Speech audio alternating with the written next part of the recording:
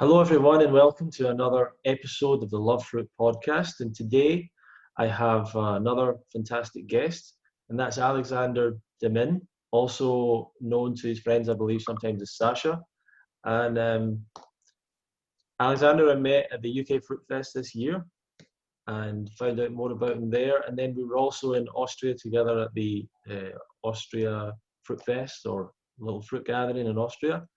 And got to learn more about him there as well, and I thought that he would have an interesting story to tell for the podcast. So invited him on, and he's very graciously decided to be part of it. So thank you very much for joining us, Alex. Yeah, thanks for having me, though. It's a pleasure to participate. Yeah. And is there anything else you'd like to say in introduction to yourself? Yeah, just a couple of words. Basically, I came from the bodybuilding background, so I was always interested in fitness, in body composition, in building muscle, being lean, and this kind of stuff. But obviously, I started all that with a typical bro approach, like eating chicken, rice, and broccoli four times uh, 4 times a day and stuff like that. But then I kind of started learning about these kind of calorie things, like managing your macros and being Mm-hmm. focused.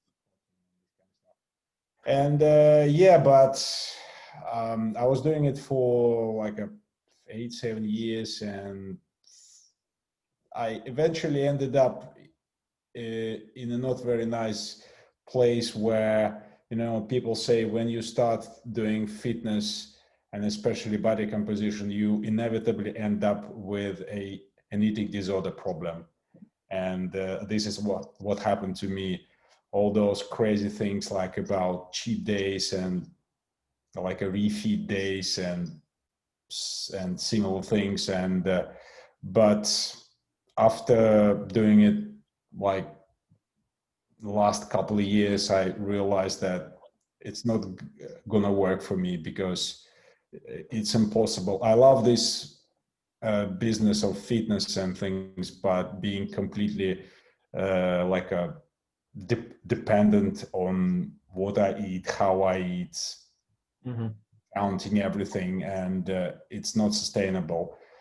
And then I somehow kind of transition, because when you think about like body composition, you're always solving this equation with uh, eating enough but not too much, and you always thinking about like volume things and volume foods and similar things.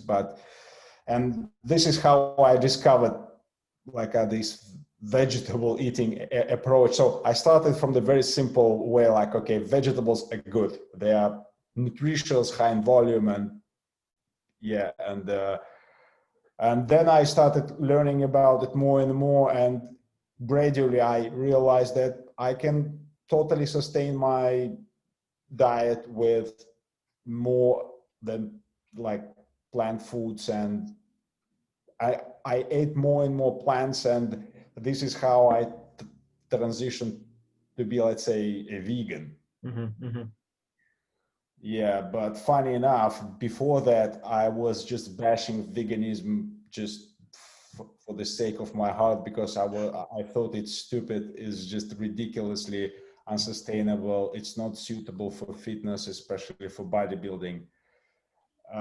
Yeah, I was really anti-vegan like years ago, and now it's completely flipped. And yeah, once I started learning about more veganism, is just lots of information just jumped on me, and then I watched Earthlings, Mm-hmm. and suddenly overnight it just flipped, and that's it. This is how I decided, that's it, I'm not going back anyway, Yeah. regardless of my fitness interest and stuff, is just not doable for me anymore. Mm-hmm. And raw veganism came after, but again, it happened naturally. I never thought like, hey, veganism is cool, but I know there is another even more cooler thing like raw veganism, and let's just jump on this. No, I just found that I eat more and more vegetables, and I eat them raw more frequently all the time. And eventually I ended up, hey, I'm eating more or less raw stuff all the time. And yeah, I was eating some cooked things like lentils and beans and like potatoes. I cook them, but eventually I found that, yeah, I can sustain even my protein, my precious protein intake on raw plants. Yeah, and this is how I've been doing it for like 2 years, like a pure raw, and happy with that. And yeah, this is where am I at the moment. That's amazing. What was your beginning? I mean, you're saying you weren't a vegan, obviously, growing up. So where is it you're from, and what was your lifestyle growing up? Oh yeah, I'm Russian. I came from Russia, and veganism, maybe it's popular. It's getting some popularity now, but when I was a kid, veganism was something really like weird, and our, let's say, Russian diet is heavily based on like a starches, yes, starches, potatoes and buckwheat are staples for for us. It's cheap, it lasts for a long time, things like that, but it's just always it comes with lots of greasy stuff like butter, fat, lard, and things like that. And obviously it's lots of meats as well. So no veganism whatsoever. Yeah.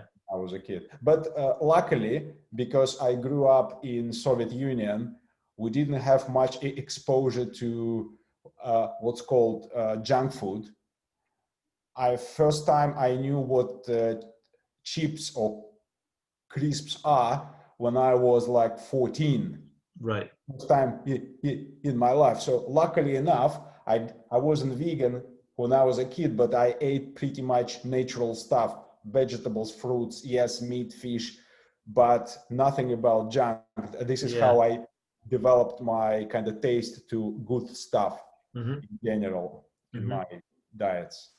And were you always an active lifestyle, or did you get into fitness a little bit later? Yes, luckily for me, I did lots of sports when I was a kid, thanks for my parents, different things. I was always like a sporty guy, but obviously when I ended up in the university, yes, I started doing all these things what crazy students do, like drinking, partying, smoking, and I ended up with like maybe 5 or 6 or 7 years doing absolutely nothing. I didn't get fat or healthy and things like that, but I lost lots of my like like good habits and things. But after the uni, well, I was getting smarter, and I picked up my interest in sports once again. But now I'm over 40, and I clearly know that I have to do it, but luckily I like it, and I enjoy doing it. And why did you choose, was bodybuilding the first thing that you got into, or were you doing other types of sports before then? Well, no. Bodybuilding came again 7 or 6 years ago. Like bodybuilding, I mean like a sport activity based on getting muscles. That's it, regardless how you call it. I don't compete. I'm not a competitive bodybuilder, but I train to be muscular, lean, and good looking, how we call it. But obviously I enjoyed football, table tennis, some martial arts, skating, ice skating. We did it a lot when I was a kid because ice skating is very popular in Russia. And like skiing as well. So yeah, lots of different things. But bodybuilding is sustainable for daily like a routine, like to stay fit and stay healthy, stay active. Yeah. It sounds like that you started off with the fitness side of things, and that's what made you, and the bodybuilding started to make you um, work on your diet a little bit more, but you already had a kind of natural taste for more natural foods, and it sounds like you went through a natural progression, like where you started eating more plant foods, you found the Earthlings film. Is that how it went, or did you have specific books or teachers along the way? Yeah, I mean, I just can recall a few like really influential people in terms of veganism for me. Mm-hmm. First of all, it's Dr. McDougall, Mm-hmm. Start Solution. People like it, people hate it, but I really appreciate this guy for this kind of constant push for good eating habits. Yes, it's not pure, it's not veganism, raw vegan, and some raw people don't like him and things like that, but this guy influenced me a lot. I went through this stage and I've been there, but now Mm-hmm. I'm not there, but I still like this guy. What else? It's funny enough, when I told this story to Doug Graham, when I first time saw his book 10 years or something ago or something, I read it. I was like, Jesus, how crap is that? I just threw it away. I was like, Jesus, I mean, only fruits, lots of fructose, and even carbs, not glucose, fructose. Yeah. Plus almost no protein. It just sounds ridiculous to me, and I just throw it away. But after, well, like 3 or 4 years ago, I picked it up again, and I was reading it. I said, I read this book again before, and I kind of realized that I'm doing exactly what's written in this book. And yeah, I appreciate Doug just for his, again, energy and like constant push for this good stuff, raw, like a sport-ish Mm-hmm. way of living. Who else? Lots of other people, but frankly, these guys just pop up to my mind, and I can recall them easily rather than just thinking who I know as well. Mm-hmm. So you were already doing more of a fruit-based diet, with raw vegetables before you. No, that was interesting. That was interesting. When I started raw, I was really cautious about fruits. Mm-hmm. Well, I was eating tons of vegetables in different forms.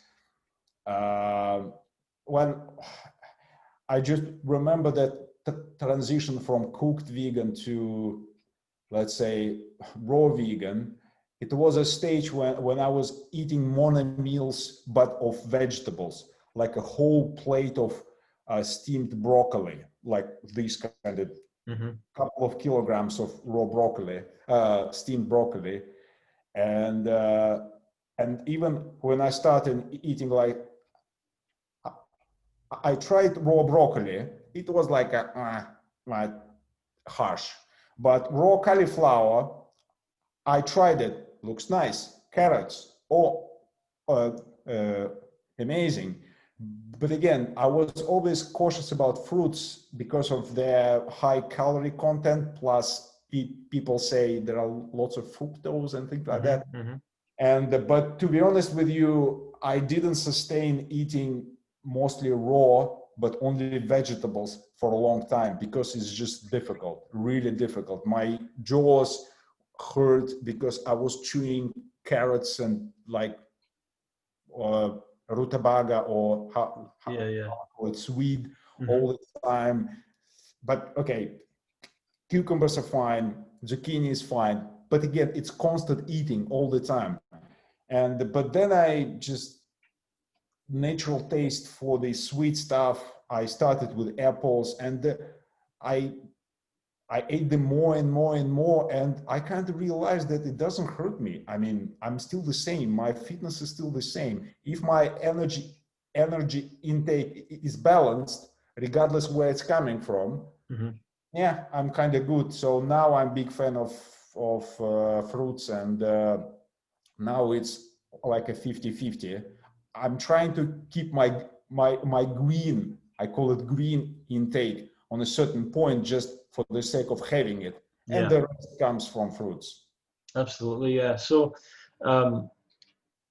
what would you say was the transition like for you? Did you have any particular symptoms come up? Any interesting, I don't know, side effects from going raw?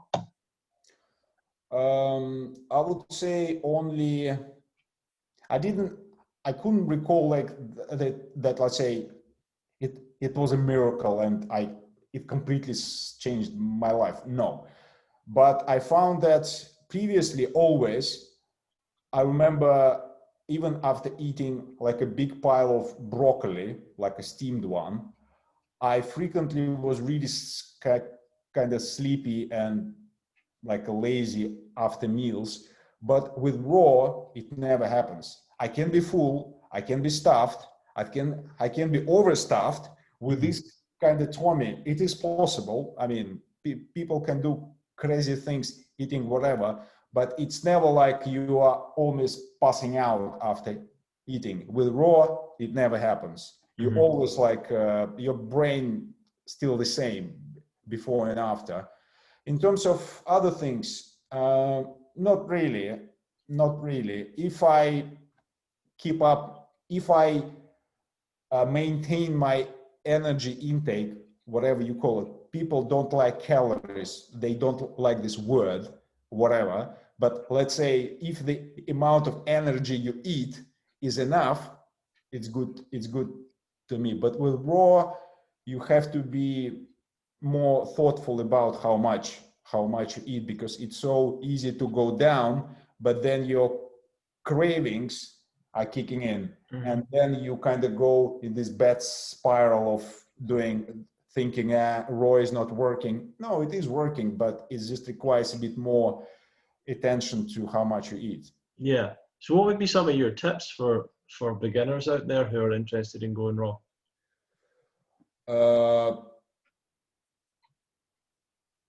Fruits and vegetables 50-50. Let's say I wouldn't recommend just blindly saying, hey, go just fruits only. To be honest, it doesn't sound okay to me. Greens are good, so keep them up. But as always with dieting or eating, let's keep it simple, you have to eat what you like. Otherwise, I mean, thinking like, okay, this particular vegetable like a spirulina or kale is awesome, but if you hate it, it's not, you're not going to sustain it. You have to find something you like me, for example. I don't like cucumbers much. I can eat them, but I don't enjoy them. But zucchini, they look roughly the same. I love them, so I choose them. And similar to fruits and vegetables. Yeah, and but it comes to this generic idea of dieting or eating healthy. If I cannot say I can sustain this lifestyle for indefinite period of time, I say it's something like temporarily. I eat this cringy stuff for a short period of time, get healthy or get lean, and then I stop it. No, I've done that. I know it doesn't work. So it has to be something sustainable. Excellent. Yeah. Like with everything in life. And do you make any special tweaks as a bodybuilder? Do you do anything different, or any tips for people on that? Well, maybe like our raw vegan community will not like me for this a little bit, but I would say, well, protein is important. Well, just for the sake of being like training to gain muscle. Just if your training is specifically for gaining muscle, gaining size, not strength, not endurance. I'm not talking about this, but purely for like a being muscular or whatever. Well, protein is important, and you have to choose your food wisely to get enough protein, okay? Mm-hmm. Not as much as the bodybuilding general community recommends. I'm not an expert in general, but there are lots of conversation about getting protein from raw plants, raw food, versus cooked, because with raw you eat less physical, less stuff, but it gets absorbed much better. So you may need less if you counted just the numbers. Mm-hmm. But let's say being pure fruitarian, where when your protein intake is really, really low, is not good for bodybuilding.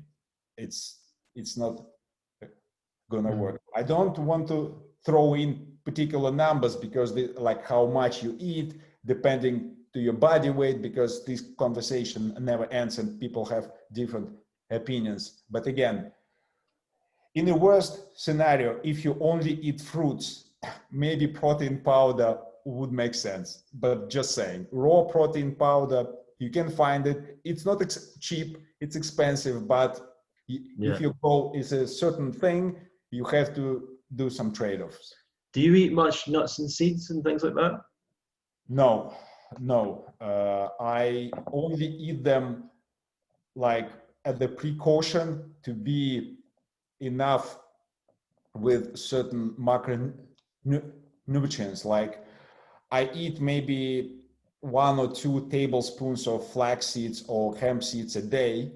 I don't even taste it. I don't know how it tastes because I add it to my smoothie and I don't even know. If I skip it, I will not even notice, but I have it just for the sake of being adequate in terms of like omegas, or even it bumps up protein, especially hemp seed as well, a little bit. So yeah, but not, I don't like graze on nuts and things, because I know first it's a bit addictive and it's quite easy to overeat, just because with nuts in nature we take nuts in shells, and eating nuts is a complicated thing. You have to take them, you have to unshell them, but if you have a bunch of macadamia nuts already in front of you, it's not, I mean, your body is not designed to be cautious about how much you eat, how much you're taking in. That's why nuts and seeds are probably should be on a moderation. Yeah, so I know that, I remember we had a conversation, you quite like apples. A lot of people don't talk about apples as a big food in a raw vegan diet, but apples, yeah, apples are weird, because some raw vegans say their stomachs just don't work properly with apples. They feel lots of acidity things, and yeah, but in the UK, just realistically speaking, apples are probably the most convenient and sustainable thing to have all days in a year. But obviously in summer, I love stone fruits like plums, nectarines, peaches, and other things, especially plums. I love plums so much, but in winter we suck in plums. So yeah. That's cool. So what would be a typical day like for you at the moment? In the moment, yeah, I mean, in the morning, I usually have a huge smoothie with celery, zucchini, and a few bananas. But it's literally like a 3 liters jar. It's like it's foamy because I blend it, but this is my huge jar in the morning. I sip it slowly and it takes me maybe an hour to eat it. And then in the middle of the day, I usually eat 4, sometimes 5 times a day, usually 4. So I have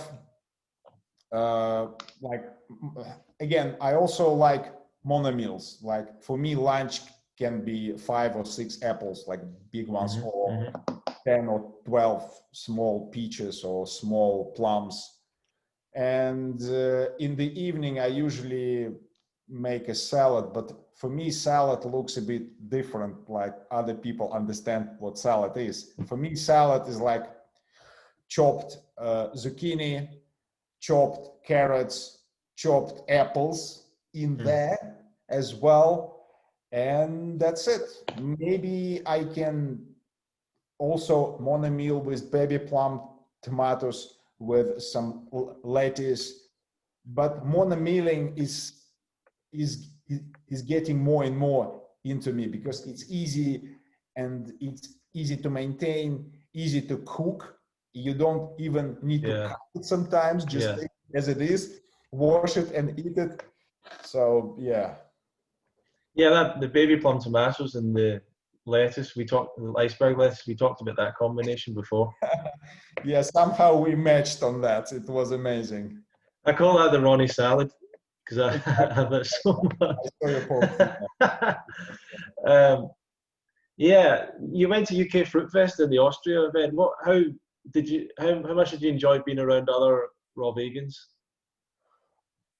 I wouldn't emphasize it more. I enjoy these kind of events so much. I don't know, just because of the scars of our community in general, in the normal, let's say, quotes, life, because it's easy to find vegans, fine. But if I have vegan friends going out for vegan pizza somewhere, I'm not going with them. It's just not my cup of tea. It's not me. I've been there for a long time and I'm done with that. So raw vegans, because it's so difficult to find people in normal life, but if you go for such events, you have just a concentration of these kind of people sharing the same ideas.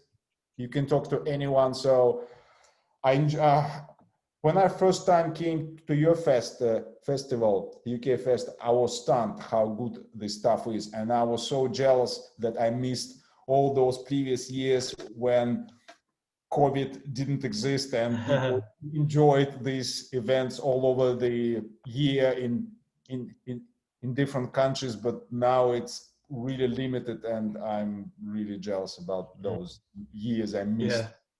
What do you do for a profession? What's your living? I am a software developer. I've been writing software since I was 14. So this is my main thing and the only thing I do in life. Obviously, it comes first and fitness comes second. It's my passion. But yeah, I'm a software dev. I'm a tech guy. So I know that I believe you live in London. Do you have any plans of going to live anywhere else or going to a different type of climate or environment, anything like that? Absolutely, yes, that's for sure. And my cunning plan is to retire somewhere in a warmer country. Because sometimes people say, hey, you're Russian, you came from Russia, Russia is cold. You have to be able to tolerate cold or even maybe love it. No, I don't. Okay. Even now in the UK is great. I embraced this country. I love this country. I'm not going back.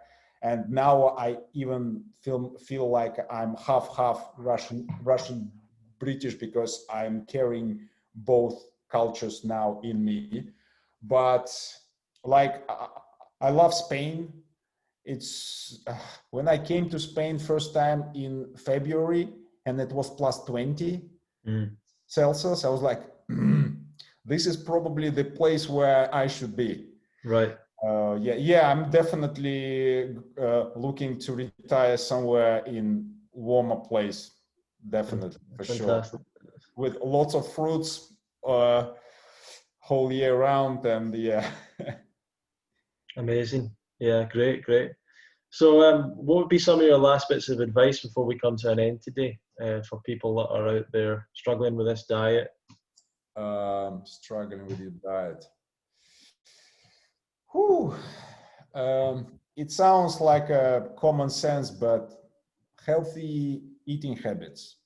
That's simple, which means fruits and vegetables are good for you, and everything comes next.